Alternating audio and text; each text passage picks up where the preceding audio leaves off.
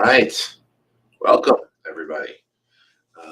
We are here for part 6 of our Perfect Claim series. For those who don't know, my name is Anthony DiUlio. I'm one of the owners and partners of Wheeler, DiUlio, and Barnaby. Here with me, as always, behind the screen is Mario Barnaby. He will be here throughout the entire session to take any questions that you may have live, anything that comes up throughout the session that you want us to answer. One of the big benefits of these lunch and learns is an opportunity to be able to have that question and answer back and forth so that we can address anything that is on your mind. If it has to do with this session, great. If it doesn't, that's okay too. We will get to your questions if you have them. So please do not be shy. We will be happy to address anything that you may have.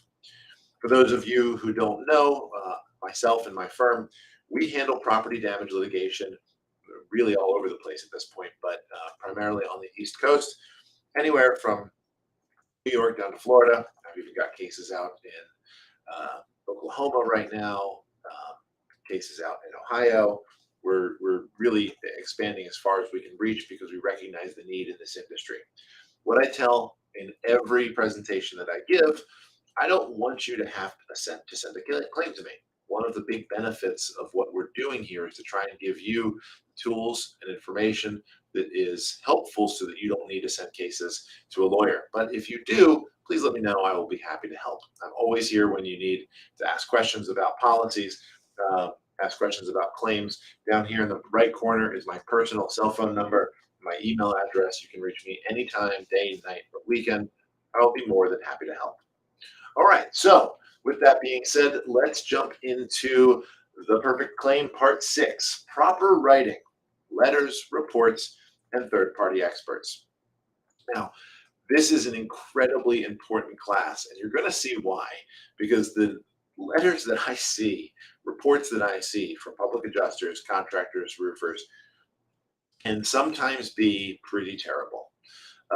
So we really want to focus on all that today to make sure the right stuff. Before we do get started, as I say in every one of these from this series, not every claim is perfect. In fact, most claims won't be perfect, but this series is going to try and get you as close as you can to make sure that you're getting the best bang for your buck when it comes to what an insured is paying for under their policy and what the carrier owes. Just because a claim is not perfect or doesn't follow something that I've talked about here doesn't mean that it's not covered. Doesn't mean that the insurance company gets a pass. So don't think of this as something that must be done, but I would certainly recommend that it's something you should consider when adjusting your claims. Before we get into our part 6, I always try and do a short summary on the videos in the past. We've done a number of videos as part of this claim and a lot more even before that. If you haven't seen them, you should go back and check. I think they have a lot of helpful stuff. And in particular, part 5 talked all about documenting a claim, what you should be doing when you're going out to a loss, and really about this key phrase, it's not about what you know, but what you can show. We talked about why documentation matters. In essence, that the proof makes paying the claims a lot easier for the carrier. If you go out to a claim, for example, for soot damage, and you just take a bunch of photos of the wall and don't actually exhibit any of the soot damage, don't take wipe samples, don't send things to EMSL, those types of things make it harder for a carrier not to pay if you're not doing it. So if you do the legwork for them, they inevitably will say, great, thanks, and hopefully pay your claim. So documentation always matters. We talked about what you should do when you first go out to the property. This is a refresher from an earlier course where we had the first inspection checklist, an absolute key document that you can bring to claims when you first go out to inspect. Take a look. I think it's on our website now, wdblegal.com under resources, and you can download a copy if you don't already have one. We also talked about setting them up for for coverage and documenting all of the possibilities of a claim when it goes to contents or structure or ALE. We talked about the ALE checklist, another great document for you, and really what you should be doing to put together an entire claim file to make it easier for the carrier to pay. All right. Today, what we are going to go over, we are going to talk about all about these letter writing campaigns, why the proper letters matter, what it takes to write a proper letter, what to do for a proper expert report, and what to look for in a third-party expert report. Now, some of this stuff is going to kind of make you feel like you're going back to high school when it comes to writing, but I hate to say it, a lot of you need it. So please pay attention. If you've got questions about it, let me know. That's, again, one of the main things that we are here for. Why documenting matters. Carriers often require, or wait, oh, I think that's a slide from the old one. Sorry, didn't delete that slide. I was like, wait, that's the wrong one. But before we get into the letters thing, I did have a very special announcement, something I am so incredibly excited to finally say. We are hosting our own conference. The Public Adjuster Greater Philadelphia Summit is coming to Cherry Hill. It's our very first year doing it. Super excited. I am running it along with the assistance of Mapia, Appia, and Holly Soffer. We're putting together a really great conference for really anyone across the country. As of right now, we are going to be having CE credits, 9 to 10 of them for Pennsylvania, New Jersey, New York, and Maryland. If there's enough feedback from other states, we are going to be happy to add them in. We just expect that to be the large pull, of course, but the more the merrier. The entire conference will be 2 days, 9 to 10 credits. For Mapia members is only $79, and for non-Mapia members is only $179. I don't know how many conferences you guys go to, but as far as I can tell, this pricing really can't be beat. Our goal is to try and get as much education out there for public adjusters, for the industry, all in one place where we can actually work together, have roundtables, and discuss real world issues and resolving them in your day-to-day business life. I talk a lot about big picture stuff. And of course, big picture stuff will come up in any course, but we really want to try and have a focus on what you're seeing out there on the day-to-day, how to address it. So we've already got some incredible sponsors involved, who I'm really excited about. We've got some coursework that we're putting together. All in all, it is an absolute fantastic looking event that we're going to do here. You can go to mapia.org. You'll see it right at the top for registration. Or I'm also really proud of myself for figuring this thing out. We've got our own QR code. We're going to switch the screen right now so it pops up. You can still see me down at the bottom right. Hello there. But if you take this QR code, scan it, it will take you right to the registration page where you can sign up. Again, it is October 6th and 7th in Cherry Hill, New Jersey. We've got hotels, a hotel involved where we're hosting this. It's the Doubletree Hilton, so you'll be able to stay there overnight. We're going to be having a sponsored cocktail hour, potentially one other event that I'm working on putting together. I mean, it's going to be both fun and extremely, extremely helpful for adjusters in the industry. Again, our goal is going to be providing that real world information and education so that you're bettering the day-to-day life rather than just the big overarching picture stuff that we so often talk about. Leave that up for another extra second. If you guys have any questions at all about the PAGPS, please let us know. It's going to be some fun tagline, the roadmap to coverage or the roadmap to policies and losses. Who knows? We'll find out something clever. But please get involved, sign up, because we're really, really excited for this. I think it'll be great for everybody involved. Okay, so let's dive in and talk about letters. I know, super exciting stuff. But the truth is, it's so incredibly important what you are putting down in your letters. And when I say letters, I also mean emails to the insurance companies. And letters are important, and there's a lot of reasons they are important. First, they are going to set the tone for the entire adjustment of the claim. You're going to want to make sure that you have a professional but friendly tone through most of this. I know there are scorched earth adjusters out there, and there are people that you're just not going to get along with, and being friendly can be difficult. I get all that. And I'm not saying that you need to bend over backwards for anybody, but when you're presenting yourself in writing, you should always have that appropriate tone, because that letter is something that is going to be cemented into the file forever. So if it is reviewed by higher management, if it's reviewed by an attorney, if it goes to a jury or a judge, you need to think about the audience of the potential people that are going to be reading your letter. You always want to have that proper tone. Your letters also will set expectations. It's very easy in a conversation to interpret one thing one way when someone meant it some other different, some other way. The truth is, with letters, you can outline it crystal clear what the expectations are for the claim. So when you're doing your first notice of loss letter to the carrier, you can set your tone and set expectations appropriately that they will, adhere to the regulations of the state, that they will respond timely to any inquiries or questions. They'll adjust the claim in good faith with you. Nice things like that can set expectations in your letters, and again, is beyond contestation. The probably most important part of a letter is that it memorializes everything that you're actually saying to the carrier. How often have you gone out to a loss to inspect with an adjuster and had a certain conversation, only to find out that later that afternoon or the next day, you get a denial letter or the scope is completely different? Those issues happen constantly. Having these proper letters, proper correspondence back and forth is incredibly important. Again, when I say letters, emails are perfectly fine. There's nothing wrong with them. In fact, I use emails a ton when I'm communicating with carriers, defense attorneys, really everybody, because I can track them a lot more easily. I can prove delivery. I mean, it makes life a lot simpler. It shows professionalism. Now, this might not seem terribly important to some of you, but it really is. Because when you're dealing with somebody that you find to be a professional on the other side, you will have a different attitude, a different demeanor towards them.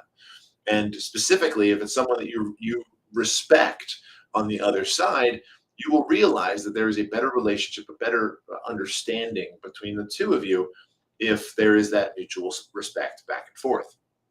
So the professionalism goes the same way for them. If they recognize you as a professional, as someone who, look, you are here to do your job, and that's perfectly fine. You've got differing sides to this. You've got differing opinions.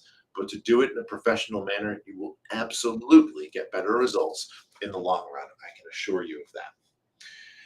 It also provides proof. We talked about this a few seconds ago, but I need to mention it again.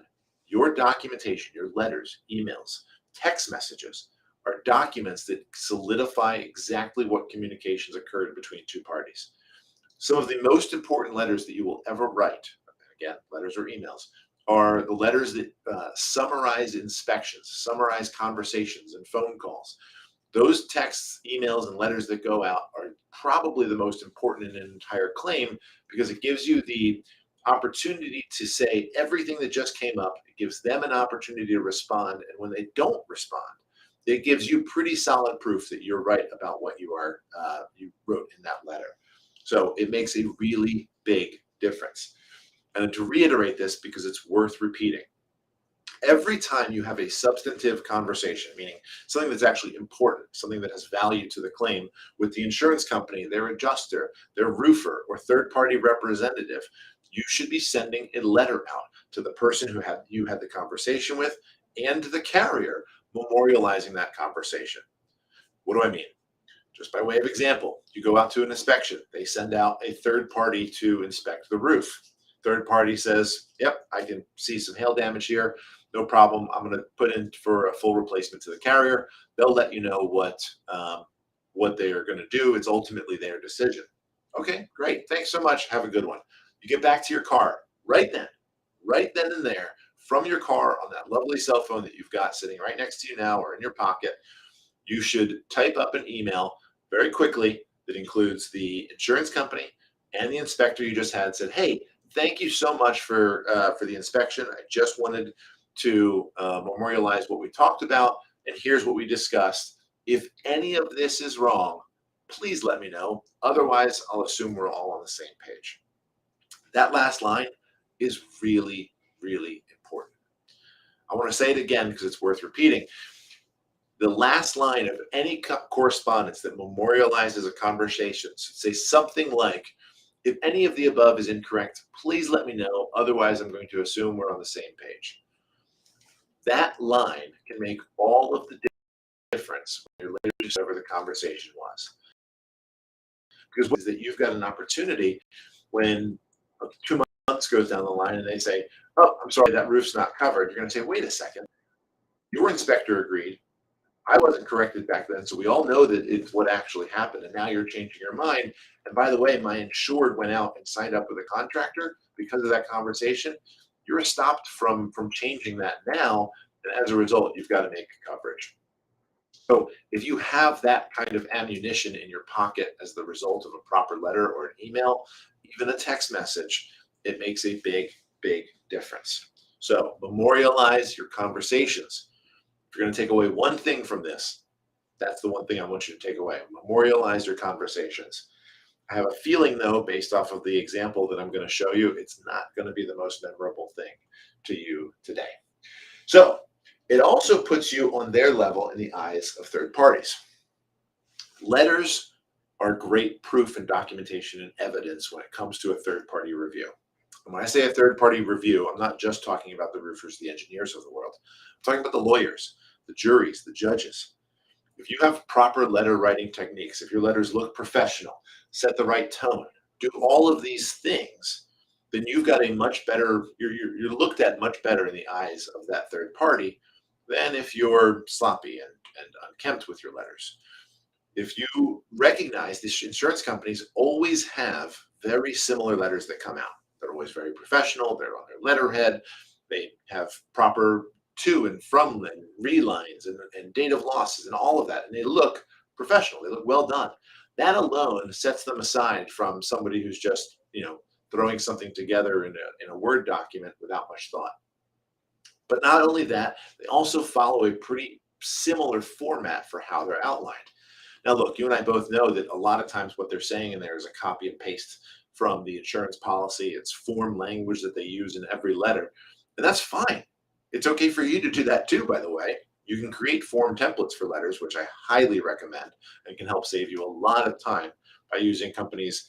I think Claim Wizard does the templates, but there are other third-party entities that allow for template letters. So you should be doing that. But long story short, those form letters that the carriers send out are extremely professional looking. They seem much more legitimate than some other letters that adjusters I've seen write. So if you want to be viewed in the same light when you're ultimately disputing this, follow these instructions. Okay, elements of a good letter. Format of letters that you're going to write. First and foremost, if you can, put it on letterhead.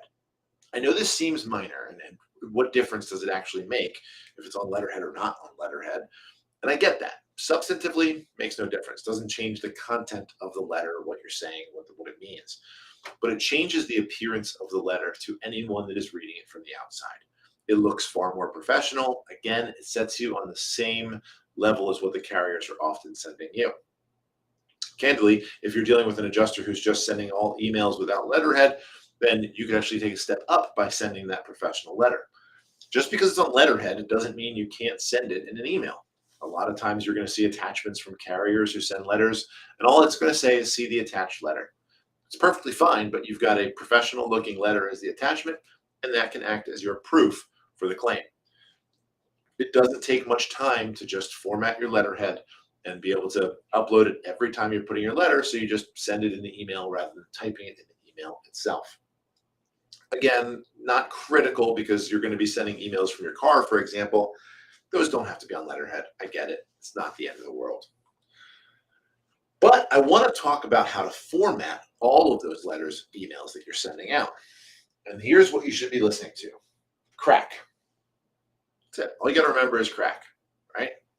CRAC starts with your conclusion, your rules, the analysis of the rules with the facts, and the conclusion again.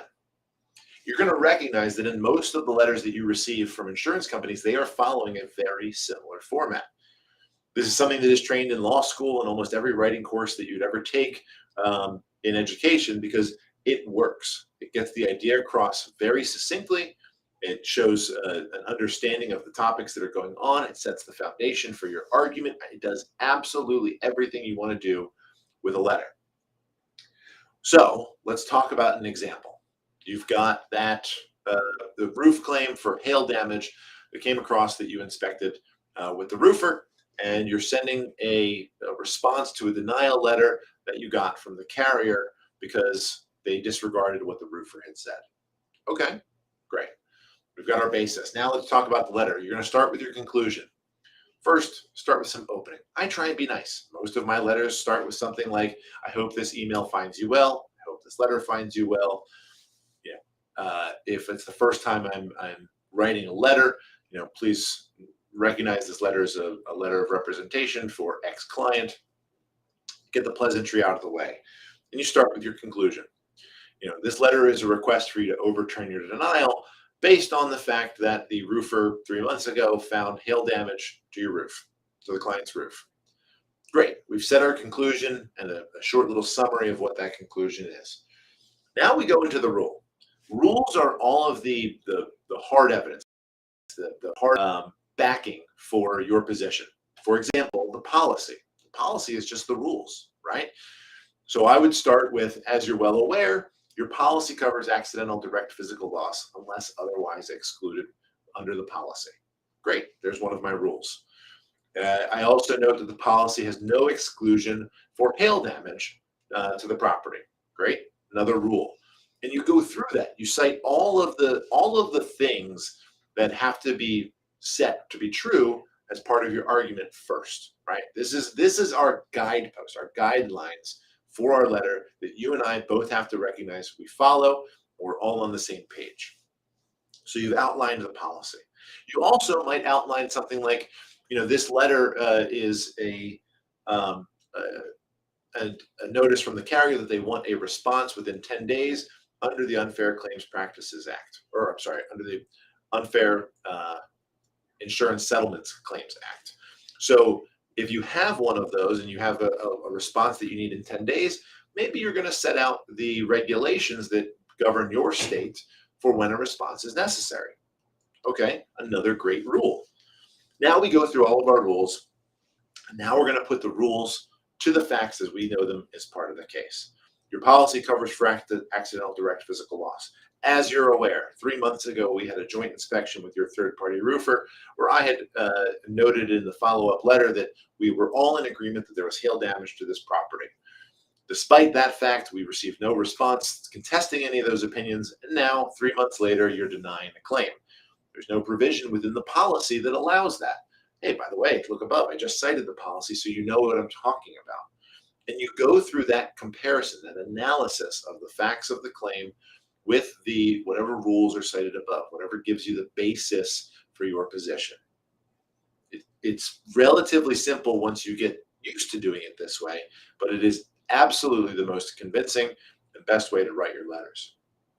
Once you finish with that analysis, that, again, combination of facts with rules, then you're going to cite your conclusion again. State that as a result of the above, we're asking that you overturn your denial, and we're looking for a response within 3 days. That's your general format. Your generalities for all of these letters should always, always, always follow that. I can't think of a good reason to venture away from this format for your letters. It makes it much easier to read, much easier to understand, and much more difficult, by the way, for the insurance company to dispute, because you're laying out the rule, then you're showing why the facts apply to the rule, and you've got your clear conclusion. It often can leave them no position to maneuver. I hope that's clear. Just remember CRAC, C-R-A-C. Okay, so we've got an example. I know you can't read this. We're going to open it up and get into it. Now, this is a real-life example. I had to redact the information. If I missed something, I apologize. I certainly wasn't intending to. So let's jump into the fun stuff. Right off the bat, right? The very first line, Mr. Blank, you're completely delusional. It's the very first line in this email. Now, that is a terrible, terrible way to start an email. Not only do you never want to insult somebody in an email, it doesn't add anything, it provides no benefit whatsoever, but it is also setting your tone for the email and their responsive tone in reading it. Now, I want you to imagine that you're reading a document and the first thing in there is an insult. The rest of what you read, you're going to be pissed. You're going to be really angry at everything you're reading, and you're going to think of every way under the sun to dispute it because you are angry. As a result, you read all of this and think, well, I'm not changing my position because this guy's a jerk and I have no interest in trying to help this out. So moving on. You don't want to start off this way. I also, by the way, for fair warning, in case there happens to be someone I need to warn about this, you're about to see some aggressive language in this email, so listeners beware. All right, so real strong start there. Let's keep going. What else we got? Obviously not in all caps with 4 exclamation points. There is never a scenario, not one, that I can think of that you need to capitalize multiple, well, really any word, do all caps in a letter or an email. Can't think of one good reason that you're ever going to need to do that. It does absolutely nothing to add value to the email itself. It just makes you look angry, makes it look like you can't back it up through the facts of the loss itself. So you want to not have all caps. In addition, not a complete sentence. I don't know if you can see it up here, but this actually starts after a question mark. Obviously not is not a complete sentence. You should be speaking in complete sentences, just like you would if you're having a conversation with somebody. You're going to want to make sure that you present your letters in full, complete thoughts. Another big no-no, exclamation points. I don't think you ever need an exclamation point at all, let alone 4 of them, right? You're just yelling at someone through writing. You don't need to do it. Again, it adds nothing. It is not professional. It is not courteous in any way. It just doesn't come across well. Now, I will note, even with this response to the letter, this was a claim that we were handling. The points that the adjuster made in this loss were the right points to be making. And ultimately, we were successful in the appraisal because of his hard work and his effort. And I give him enough for that. We've talked, by the way, about this letter, and the adjuster is perfectly aware of some of the concerns about it. But the point is, you get lost. All that good information, all the great things that this adjuster did, all of that got lost because of some of the problems that are within this email. And it's not the stuff you remember. Let's keep going and see why. This one's a good one. Not fucking reasonable. Blank name, we'll call him John for the purposes of this. Again, now we've got all caps. We've got 1, 2, 3, 4, 5, 6 exclamation points. And we've got now cursing them out. It doesn't take much to realize that this is not a professional letter. But this is what I see.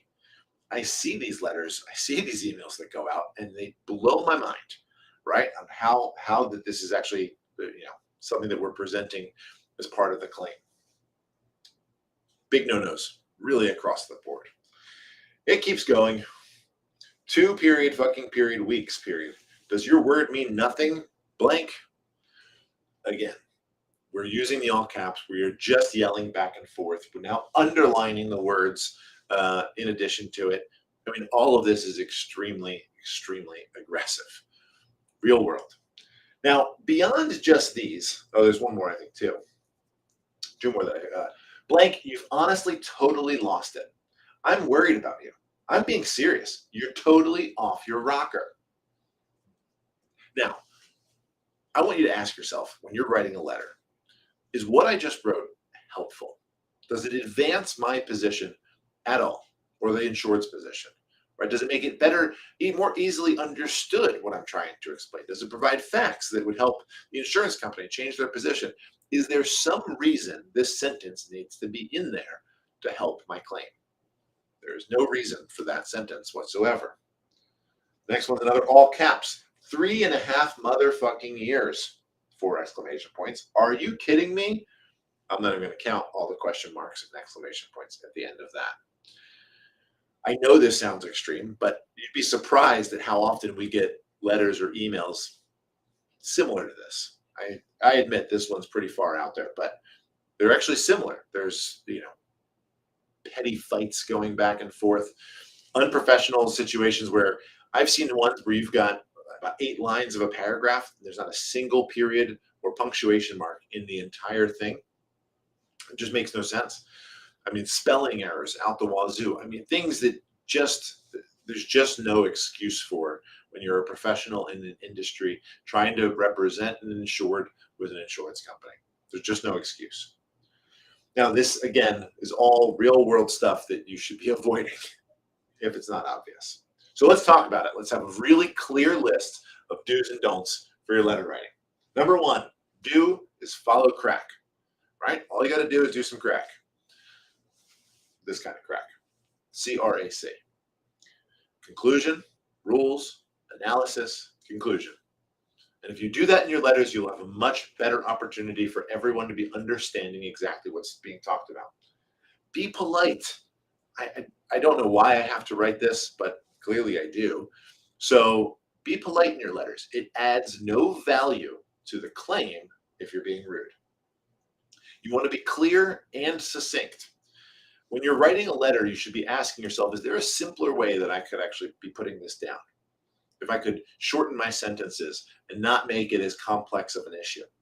You generally, when you're presenting an idea or a point, you want to go one fact at a time. Any sentence that has multiple facts in it gives exponentially more ability for someone not to understand it. It's one of the tricks they teach you in law school when you're giving a cross-examination. When you're cross-examining somebody on the stand, you always ask one fact per question. And the reason being is it's a lot easier to follow, a lot clearer. It's also a lot shorter, more succinct. So if you're writing your letters, you should be thinking the same way. What is the simplest way I need to be doing this? The other truth is, some of the times the people you're dealing with on the other side of your letters might not be the most intelligent people on the planet. They might not realize the really obvious stuff that's clear to you, but not clear to them. There's a thing out there called the curse of knowledge. The curse of knowledge talks all about how when you know something so clearly, so much information about it, and you're trying to explain it to somebody else, it actually becomes hard to explain because you don't put yourself in their shoes. You forget what it was like not to know that information. Truthfully, it happens to me all the time. I've learned a lot about insurance, obviously, doing what we do. When I try to talk about insurance policies with a new attorney that we just hired, for example, you get lost in saying phrases that we use every day: recoverable depreciation, replacement cost. You use these phrases that they've never even heard before. Candidly, we hired not an attorney, but one of the case managers at the office recently, never even heard of a public adjuster before. It's one of the problems I always have is how do you get that information out there if people don't even know to look for it? But the point of this all being is that when you have that much knowledge, you've really got to be careful about bringing it down and making it as clear and succinct as possible so that you're talking to somebody as if they have no idea what this loss is, to make sure that it is clear. You want to give a call to action. We're going to talk about this on the next slide a little bit more. You want to give something that forces a response from the insurance company. Letters should never be open-ended without a call to action. There's no basis for it. You always want to give something that forces the ball back to the carrier's side, right? Their side of the court. So that they've got to write back to you. They've got to do that inspection. They've got to do something in response to your letter, because that call to action is what keeps the claim moving forward. I get complaints all the time from clients after an adjuster sends it. They say, oh, the claim's been taking so long. I feel like, my adjuster hasn't been doing anything, blah, blah, blah. I say, look, your adjuster's probably been doing things, but you really want to be making sure you actually are with these letters. Letters are really, really difficult for insurance companies not to deal with, because there's so many regulations about response time, about what they have to give you back when it comes to timelines in the future. I mean, do you know that most states have a part of their Unfair Claims Settlement Practices Act is to tell you when a result is expected for claims coverage? Now, carriers don't do that, but I put it in all of my letters now and say, look, can you tell us when a resolution is to be expected under this regulation? And they've got to give it to me. They don't have a choice because the regulation is clear as day. So you should be doing those types of things, and we'll talk a little bit more in detail about that on the next slide. You want to cite to your proof, right? If you're going to be making statements about factual things with a loss, whether there's hail damage to the roof, whether it's the coverages in the policy, whether it's the number of contents that are in the property, and you've got receipts, any of those types of things that have the hard evidence, the proof they need to substantiate it, you should be citing to it. It's why the course before this about documenting the loss is so incredibly important, because you need to make sure you have that documentation so you can cite to it in your letter. It makes it so hard for a carrier to say no to.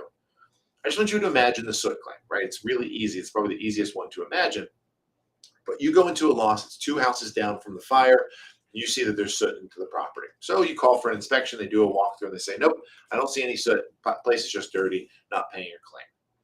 Okay, well, luckily you did what you were supposed to, and you documented the loss appropriately, and you took your swipes of the walls, and you've got the photographs of the before and after with the soot on the wall.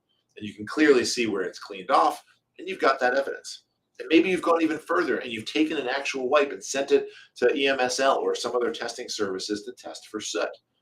And you can cite to that in a letter. How can a carrier respond to that reasonably and say, nope, I see all of this evidence. I see everything that you're pointing out in a nice, clear, concise way, but I'm still saying no.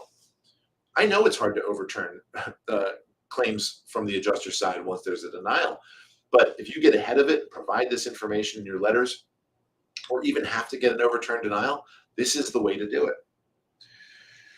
A thankful ending that sets expectations. And most of my letters was something along the lines of, thank you so much for your attention to this. I really hope that we can, amicably resolve this loss.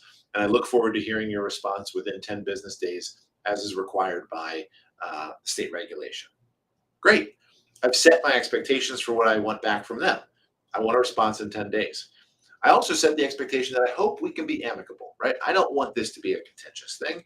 I want to work this out for everybody's best interest. And really what that means is I want to make sure that the property owner is covered for everything that they should be. So think about that when you're writing your letters and ending appropriately. Number one most missed thing. Remember how I said never capitalize an exclamation point? Well, I'm not writing a letter, so I'm allowed to do it. Proofread your letters. Proofread your letters. Please proofread your letters. It doesn't take much time. Most of you are not writing 20-page thesis letters to the insurance company as to what the claims coverages are. Most letters I'm seeing are between 1 and 5 pages. To reread that shouldn't be taking you a ton of time. So just proofread the letter. It can save you a ton of credibility. If you have an opportunity to go back and reread the letter, make sure that there aren't spelling errors, make sure that the proper punctuation is there. Make sure that you're not missing the really easy words that change an entire meaning to a sentence, like no or not, right? There's not wear and tear, right? You forget that word wear and that word not, all of a sudden you're in trouble with what you wrote. Now, of course, you can try and correct it, but that's the kind of stuff that you can catch when you proofread a letter. There's no reason at all not to be proofreading. None of you are writing this letter, with a gun to your head saying you got to get this out in 60 seconds. So proofread your letter. The don'ts. By the way, I looked it up. That is apparently the appropriate way to do don'ts. We had a little debate here about that. The don'ts. Don't write emotionally. Right? That letter that we saw before from the example was clearly emotionally charged. It adds nothing of substance to your letter to write emotionally. There's never a reason for you to be getting angry in your letters to the insurance company. I get that you get angry, and believe me, I understand why. And it's okay to get angry.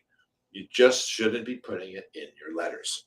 You want to have the professional standpoint because you want to be able to go back in 3 months, in 2 years, whenever you need to, and say, hey, here's my professional letter. They heard it, they read it, they still didn't change their mind, and they were wrong. Don't know if this one needed to be said to most of you, but hopefully you know not to curse in your letters. Simple. Don't be unprofessional. Don't, be calling names. I've seen ones where literally they are calling each other out. They're them both out for saying you started it. Not kidding. It was you started it. And the response was, no, I didn't. You started it. Well, I realized that, okay, well, they're just second graders and they don't know how to resolve this issue. So let's all grow up a little bit and put a professional letter together. Don't use all caps. Don't need to be doing it. It adds nothing. If you really want to emphasize something in a letter, the best choice is italics. It sets it apart, but it isn't aggressive. It lets everyone recognize that this is an important issue. It's something that you want to stand out, but it is by no means you yelling at them. If you have to, if you feel some unbelievable urge to put something in bold or to underline it, fine. Don't bold and underline. Again, it just comes off aggressive. But I highly recommend, if you want to emphasize something, put it in italics. Use exclamation points. Exclamation points are for exclaiming, yelling, being excited. None of those should be in the professional context of a letter. There's no basis for it. You would never, well, I don't want to say you would never actually yell at somebody in person, but I know that that's not always true. So when you're doing something that is documented and solidified forever as part of the claim file, you don't want to memorialize your yelling by the use of exclamation points. Don't be insulting. You've got to recognize that the adjuster on the other side, while you might not get along, while you may not agree with their position, they are the gatekeeper to coverage for you 95% of the time. So you need to make sure that as best as you can to try and get them on your side. It doesn't take much to realize that if you are insulting, if you're yelling, if you're being unprofessional, they are going to be less likely to want to be on your side, right? They're not going to be very accommodating with coverage if you do these things. That's one of the main goals here, right? You want to put together that good letter, but you want to get to coverage. You want to make sure they recognize these claims are covered under the terms of the policy. So when you're doing it, please remember these rules.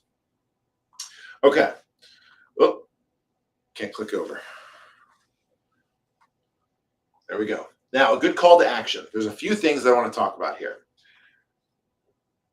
Remember, the call to action is the response you're looking for from the carrier. You're saying, look, I need you to do these things. Questions are one of my personal favorite calls to action. I use them in almost every letter that I write, and I'll lay out the questions throughout my analysis section, and then I will summarize them in the conclusion. And I will, just try to think of an example. When it comes to hail damage, you'd agree with me that 1-inch hail can damage a roof. And I'll put the question in there, and I'll say at the end in the conclusion, do you agree that 1-inch hail has the potential to damage a roof? Right? It's one fact, one question. Having those questions outlined gives them something that they are going to now be forced into responding to, because you've also told them in your letter, hey, I expect a response within 10 business days as is required by the Unfair Claim Settlement Practices Act. So think about that when you're going through these. Asking for proofs. Right? One of the things that we mostly recognize, and if you don't know this, you're new to the industry, you should know this. Insurance companies have the burden of proof to prove the exclusions under the policy, right? They want to say wear and tear, fine, you've got to prove it. So, great example for proof. You've got a claim for water damage to a house, and you see some rot. Everyone agrees there's rot. Okay. Hey, insurance company, prove to me that that rot is from this loss and not from something 40 years ago that was just repaired over. You send me the proof of that specific thing. I don't want just proof of rot. We all agree it's there. Fine. Prove to me it's from this claim and not from something 40 years ago. Play a trick. They generally can't do that. It is nearly impossible to date rot with any reasonable means for an insurance company. So using that type of request for proof can go a long way. Disputes the facts. You should almost always have a line in your letters that says, if any of the above is wrong, please let me know. And please let me know within those 10 business days. Otherwise, I'll assume that we're all on the same page and that the above facts are accurate. And you want to have that in there because it covers you to make sure that you're giving them the opportunity to correct you. But it also locks in a factual position that they can't later reasonably divert from. Request for second inspections. Another good call to action. Say you want to set up another inspection, or provide a date or two, or ask them that they contact you regarding that again within 10 business days in accordance with the statutes. These calls to actions can go a really long way to making sure there is continued communication between the parties. Because otherwise you sit back, sometimes you get your 30-day or 45-day update letters, but even those a lot of carriers miss out on, and you're just sitting there. If you have the calls to action, you will have an opportunity to keep that claim moving, keep it fresh in their mind. There's an old saying for a reason, the squeaky wheel gets oiled. If you were the squeaky wheel with your reminder letters of information and additional calls to action for the carrier, you've got a much better opportunity to get a claim properly. Calls to action, incredibly important. Oh, there's one other, second opinions. If you have an opportunity to get a second opinion. Say, look, I appreciate your position, but let's send somebody else out there to really, perhaps they're not a roofing expert, perhaps they're not Higgs certified or some other credentials that you would like to see. Maybe you can agree to a second inspection or a second opinion from an outside expert. All right, speaking of those outside experts, third-party reports. Now, third-party reports are incredibly important when it comes to trying to prove things that you may or may not have the most experience in. Now, I do tell adjusters, you really are experts in almost every field that comes up in here, whether it be roofing, flooring, plumbing. You're an expert because in the eyes of the court, all you need is more information than the average layperson. So if you're walking down the street and you were to talk to the average person, just ask yourself, is this something I would expect them to know? If not, then you're an expert on it, at least in the eyes of the court. So when you get third-party expert reports, you want to make sure that they have the correct information. And you also want to review, by the way, the defenses, the insurance company's expert reports to see if they've got this too. Because if you're missing these items, it could cause some big problems down the line for actually proving the claim. All right, what makes a good third-party report? Still following crack. Expert reports, whenever you get a written narrative, should still follow crack. Without question, should be part of it as well. And they should contain the following things. They should start off with the experience. If you've ever been to a trial and you have an expert that goes on the stand, or you've been the expert, almost every attorney is going to start off with your qualifications. And there's a reason for that. Is you want to frame for everybody that's listening to you as the expert, you should be listening to me and trusting me on this, because this is all of my experience. These are all the reasons that I know that I am right. And your reports, any report you're doing for litigation or to dispute a claim or have an expert do for you, should absolutely have their qualifications in there as well. Next thing is they should talk about what they physically see. Now, this is not the opinions, right? We're not talking opinions. We're not talking about what the damage is or what caused the damage. We're just talking about the damage itself. So, for example, I went to the property on June 1st. I saw water staining to the ceiling in the living room and the kitchen. The water staining was this color. It was one ring on it, and it appeared to drip to the floor, on the wood floor where you're able to see water staining and some cupping. Great. All right, these are the factual things that I'm seeing at the property. Then you talk about what it means, what does the staining on the ceiling and the staining on the floor mean to you? Well, the fact that I only see one ring and that the staining is relatively light suggests that this was a short-term leak that occurred over the course of a couple of hours and was then later turned off. Great. How do I know all of that? Well, I know it because of the staining. I know about it because of the conversations with the insured. I know about it because of the plumber's report that I got showing repairs. Okay, great. Now I've laid out what I saw, what it means, what I saw, the meaning of it, and how I know it. Fantastic. That's a good expert report, and you put it all together in your summary. Summary, again, same as your crack, it's your conclusions. It's just putting it all together in a succinct way. All expert reports should have this. They really should. Some of them get missed here and there, and I get it, but the reality is do what you can to get your experts to have these. And when you do an expert report yourself, you should be outlining this the same way. By the way, this is also an outline for what your dispute to denial letters should also have. When you're doing that analysis section of your crack, it should have the what you saw, what it means, and how you know it section of the analysis. Because again, it does this in a very simple, understandable way for whoever the reader is, whether it be the insurance company, judge, jury, lawyer, gives all of them the basis for what you're talking about and why you are right. All right, as always, you should be looking into local organizations or national organizations to join.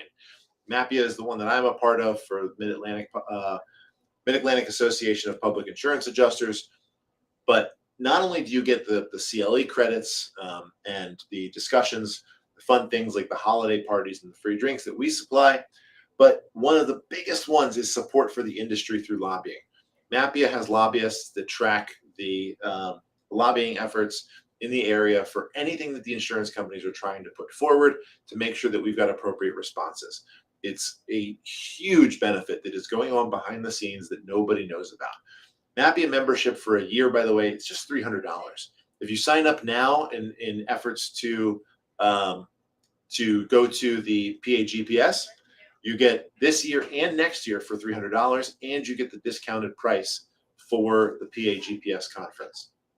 So I highly, highly recommend and ask that you join, if not Mapia, some association, so that you are part of the efforts to make sure that this industry doesn't go completely in the pockets of the insurance companies. So let's talk about some of the questions. How do I avoid, and I like this one a lot, how do I avoid interpreting law while at the same time conveying the statutes and relevant case law on issues without triggering UPPA and UPL?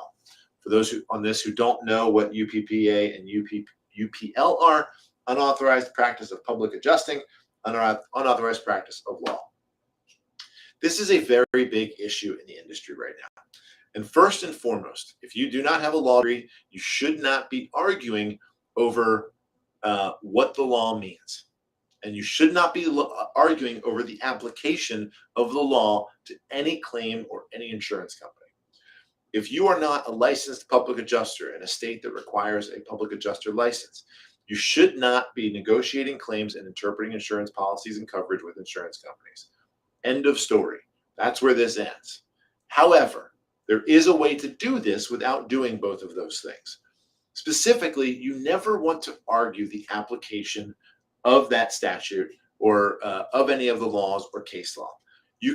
What you should do is make the carrier aware of the law.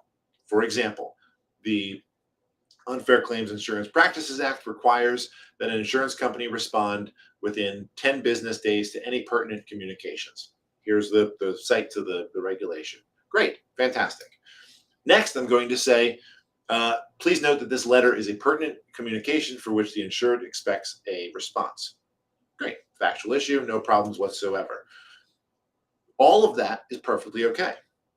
What you don't want to say is by not responding in 10 days, you are in violation of the Unfair Claims Insurance Practices Settlement Act. You need to avoid that language that ties the conduct to the statute. I hope that makes sense, but that's what you're going for when it comes to statutes, case law, any of these issues. You don't want to be crossing that line into saying you are now in violation of X case, or you are now, not complying with the state regulations. All you do is cite the regulation and cite the fact. Let them put two and two together. It's pretty crystal clear. If you were to write, the Unfair Claims Practice Act requires a response within 10 business days. You've not responded for 20 business days. If that's all you say, everyone gets it, right? You violated it. But you don't actually say it, you protect yourself.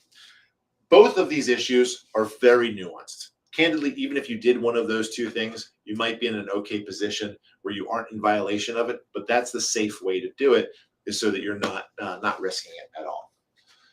All right, why do state insurance departments not include these skills in the public adjuster pre-licensing curricula? Great question. Pretty sure it was facetious, but even if it was, and I did actually want to address it, the state insurance departments have a whole breadth of information that they try to test for and include as part of the materials when they have public adjusters do licensing. The truth is, there's just too much information out there. I do agree. I think some of the basics, like not cursing in the letter, should be covered at some point, but I think their assumption is that most people should know that already, and thus we've got to choose what not to include, so we're not going to include this information. But there are always avenues to be gaining more of that information. Great example, the PAGPS. The Greater Philadelphia Summit will have opportunities where all of these actual day-to-day important issues are talked about, so that you don't have to worry about exactly what the state does. Think about it this way. When you're going for your driver's test, they can't test you on every situation that comes up, but if you actually get into the car and do some driving yourself, you can figure some of these things out. The PAGPS is a great opportunity for you to be learning without risking it in the field itself.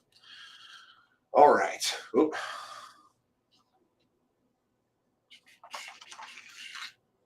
Trying to skip to the next one. I apologize. Nope, not going. Let's see. Oh, behind the scenes. There we go. Now we're good. An Allstate adjuster is requesting 6 months of utility bills to verify residency. Is that reasonable? And what should I do? Now, this one obviously wasn't on topic, but as I've told all of you, and I continue to say today, and clearly there are some questions coming because Mario keeps putting a little hold sign up. So keep them coming. It's what we are here for. Please, any questions about what we talked about or any other issues, please let me know. But this question is a really good one. This comes up all the time with insurance policies and the claims that we handle, is this issue of residency. First and foremost, I wanted everyone who saw this to know Allstate is a unique carrier in one sense. Part of their policy gives the insured authorization to not reside at the property. Don't know if you heard that. Allstate's policy gives permission to the insureds to not reside at the property. Specifically, they've got a provision in their policy. It says something along the lines of you are free to leave the property vacant unless the policy tells you otherwise for specific coverages. Well, that's really great, because if you have an insured who has to go live with their mother for 6 months to take care of them while they're on hospice, you can still get coverage under that. I would highly recommend looking into it for the policy here to see if you actually need to show residency at the time of the loss for the purposes of the claim. Now, 6 months of utility bills to verify residency could be reasonable. It might not be reasonable. It's right on the brink for me for giving a clear-cut answer, and I wish there was a more clear one. But I could certainly see an argument for some level of reasonableness and some level of unreasonableness. My recommendation is, to the extent they're available, just get them. You might not be able to, and they might not be available, and Allstate just has to deal with that, and that's okay. You don't have to bend over backwards to get the carriers what they want. But if you can get them, just get them. When should you get a structural engineer involved? Before getting an attorney involved? Great question. A structural engineer should be involved, in my opinion, before the engineer for the carrier actually goes out to inspect the loss. In a perfect world, your engineer will go out with the engineer from the other insurance company. And the reason for that is what ends up happening, and I've seen this a number of times to know this is true. If the carrier is going to send out an engineer and they have to justify on the spot with another professional in their industry, their position, you will realize far more often you're going to get a favorable report from that engineer for the insurance company. Because what ends up happening is there's some level of camaraderie between people of a similar profession. So engineers, they recognize each other as professionals. They've got certain knowledge that is outside the scope of you or I, and should absolutely get involved. Now, if the insurance company is not getting an engineer, you should still get one if there are structural issues the carrier has not addressed yet. Specifically, if you've got issues of load-bearing walls, if you've got some issues of causation for electrical failures or wiring in a property, anything that could be specialized for an engineer, it's absolutely reasonable to get the engineer involved. And yes, you can and should do it before litigation if it's going to be helpful. The main reason being, if you've got an opportunity to get a professional who could overturn this decision, go for it, right? There's no reason not to. I don't want to have to take a fee if I don't need to on a file. So get the engineer involved, present the report. Now, there's also situations where an engineering report just isn't going to make a difference before litigation. And that does happen, mainly when the factual issues are all agreed upon, but the cause of that damage, the opinion as to the cause of it is different. It's going to become very, very difficult if the insurance company's engineer says that the roof damage is blistering and you're saying it's hail damage. And your engineer goes out and just says, hey, see that same spot that we all see? I say it's hail damage, you say it's blistering. The chances of that being overturned are slim to none. And it might not be worth your money before sending it to litigation. If, however, you get an expert to go out who does something like the microscopic inspection of the marks to find the hail damage and the actual breaking of the matting, something like that is now a new fact, new information they didn't have before. That's when the experts can really make a difference. So what you're always looking for, and I can't really want to stress it because this is a really good question, what you're looking for from your experts is new factual information to support your position, not just an opinion regarding the facts that we already know. I hope that makes sense. And if you've got other questions on it, please let me know. All right. Can we cite to what is on an attorney's website or blog? Great question. There are some really fantastic blogs out there. We do one on our website. We all know Merlin does one for his as well. And there's a really a wonderful breadth of information. You can cite to almost anything you want, right? You can send to the carrier this article on hail damage or long-term leakage or anything and everything in between, and send that information to them. You just want to avoid the application of your facts to law or statutes. That's where you're going to get yourself into the gray zone where you don't want to be. And as long as you are just providing them information, there's no harm in it whatsoever. 2 questions from prior lunch and learn. Number 1, when calculating the percentage for depreciation, do you use the amount from before the damage or the amount of damage from the peril? 2, should we apply sales tax as part of RCV? Very good questions. So when calculating the percentage for depreciation, you use the amount from the RCV, and you're taking your percentage off of the RCV to get to your ACV from depreciation. So, for example, I've got an RCV for this television of $400. Great. Well, the television's been used. I hit it constantly like this. There's, who knows what's maybe wrong with it. I take 10% of depreciation off of the 400. I'm not taking the depreciation from after the peril already happened. That's the number you're trying to get to. Candidly, the value after the peril is almost irrelevant. The only time that ever comes up is if there's some resale value to it and it can be salvaged. If it's got a salvage value, it can come into play. But for the most part, it's never going to come up. So you want to take it from the RCV, that replacement cost number, to the take the depreciation to get to your ACV. Should we apply sales tax as part of RCV? Great question. So your RCV number will include your sales tax. I've recently heard of some adjuster that was trying to take it as what was it called? A home improvement tax to try to reduce the sales tax amount. You're not, just so you're aware, everyone who might listen to this, and if that in particular appraiser ever does, you're not taking tax on the improvement itself. That's not what's being taxed. You're taking tax on all the materials and the efforts that are going into it that are required as a matter of law. So your tax rate is whatever your local tax rate is, and that should absolutely be part of the RCV.